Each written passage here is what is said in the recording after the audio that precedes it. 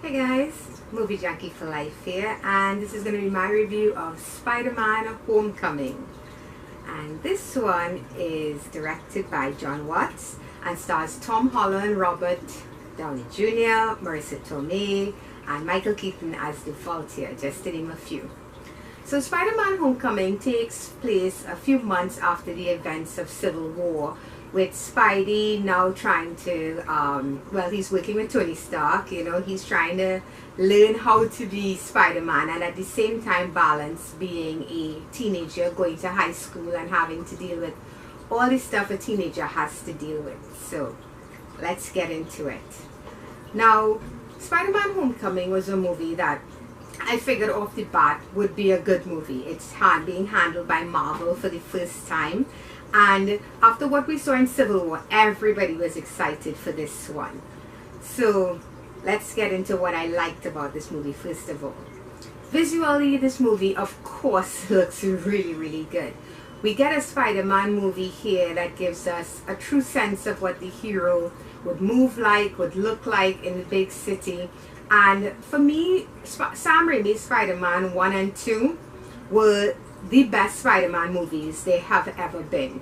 I personally enjoyed The Amazing Spider-Man as well. Not all of it, but there's a lot of it that I liked. I know a lot of people don't like that movie at all, but I enjoyed that movie. I thought the acting was good, and I thought the chemistry between the lead characters was good, and those were the strong points to me of the first movie. The second movie was just terrible. So Spider-Man Homecoming is a very different take on Spider-Man that we've seen so far, because while the Sam Raimi movies did touch on Spidey in school, it didn't stay there very long. And a lot of the reasons people like Peter Parker is they like that teenage version of Peter Parker. They like seeing this ordinary kid trying to deal with his extraordinary situations, and Tom Holland does a really, really good job of that, guys. He definitely comes across as if he's just about 15 years old. He's dealing with all the stuff that a 15-year-old would have to deal with. He has a crush, he has a cool but nerdy best friend in a character named Ned, who I also really liked in this movie. He wants to go to Homecoming. He's trying to be a hero. He's trying to be the hero that he thinks Tony Stark would want him to be, because he wants to be an Avenger so badly. But at the same time, this is not the Spider-Man who has learned to use his powers like that. And that was a really interesting part of this movie. I had to see this movie twice to really understand what I liked about it and what I didn't like. Because on first viewing, there was a lot about this movie that I wasn't sure after seeing it how I really felt about this film. But I will say, Tom Holland's character, he definitely works here, because this is not your ordinary hero movie. This is not an adult hero who figures out very quickly what their abilities are, what their strengths are. And the movie takes its time to show us this is a Spider-Man who's trying to figure out how his abilities work. He has this very powerful suit. It's not just a Spidey suit. This is a Tony Stark built Spidey suit. And there's a really funny moment where he has all the abilities of the suit and he's trying to figure out how to get this thing to work. He doesn't know it. It's kind of like what Tony Stark went through in Iron Man. Like, who is the man without the suit? And I thought Tom Holland did a good job of balancing the teenage aspect of this character, Peter Parker, with the hero aspect of this character. I also really loved Michael Keaton as Vulture. I think he's one of the best villains we've had since Loki. He's very fleshed out. I would have actually loved to spend even more time with this villain. He's brilliant.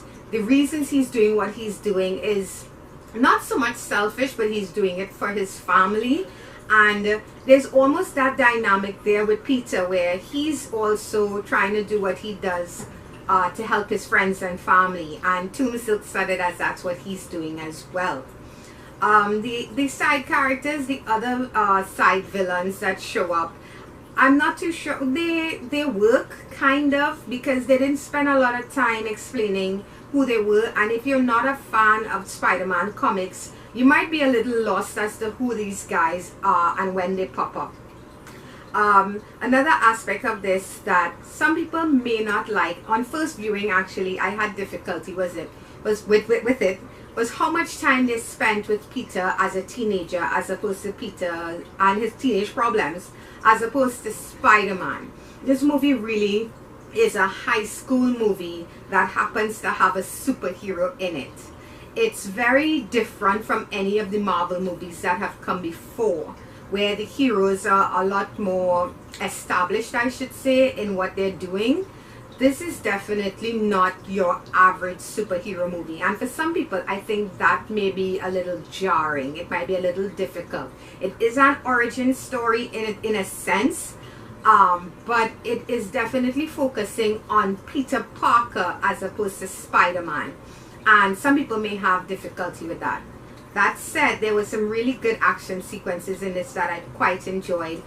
For me, the standouts being the ferry moment with Vulture. I also like the final fight scene with Vulture. And there's this epic piece of dialogue that goes down between Michael Keaton's character, Toomes, and Tom Holland's Peter Parker that just happens in a car. And it just goes to show how good the actors are. There's no action in that moment. It's kind of like Robert De Niro and Al Pacino in Heat. They are just kind of facing off with each other in that moment, and I think it's like the best scene in the entire movie, and there's not even any superhero antics going on. So this movie has a lot of different qualities to it that work well, but I think on first viewing, because you're going in and you're expecting a superhero big blockbuster type action movie, it may be a bit jarring as to how much of this movie is just grounded in the reality of a teenage boy. You know, not that there isn't action, not that there isn't, you know, those big set pieces, but this is definitely a very different movie.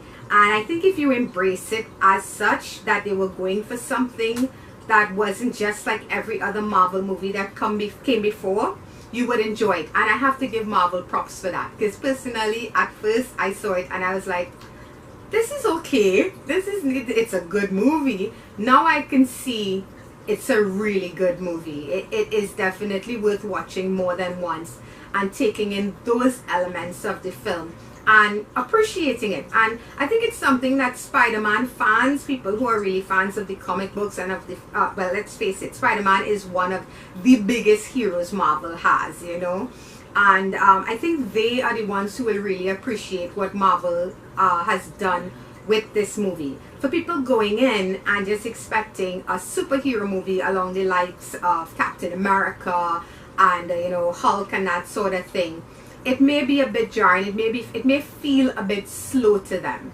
So you're gonna have to appreciate this movie in a different way, and I hope people enjoy it. Like I said, I took a friend's advice. I saw it more than once, and on second viewing there was a lot more to appreciate. There's also a lot of Easter eggs in this movie if you're looking for them, so that's a lot of fun. And the post-credit sequence, the second one, was just fantastic. The audience was clapping. I'm not gonna give it away. It's such an awesome little wink that Marvel does to the audience, and it's different, but I enjoyed it a lot. So Spider-Man Homecoming, I'm gonna give it a 7.5 out of 10. I personally still feel like Sam Raimi's Spider-Man 2 is the best Spider-Man movie I've seen, and I'm not even that huge a fan of Tobey Maguire, but I'm very excited to see what happens with Tom Holland's character as he gets older and grows in this character, with this character, because he really is giving us a teenage Peter Parker, a different version of Parker that we haven't seen before. Because there's also this ending sequence. It's actually taken from issue number 33 of a Spider-Man comic book from way back, not that far back, but way back.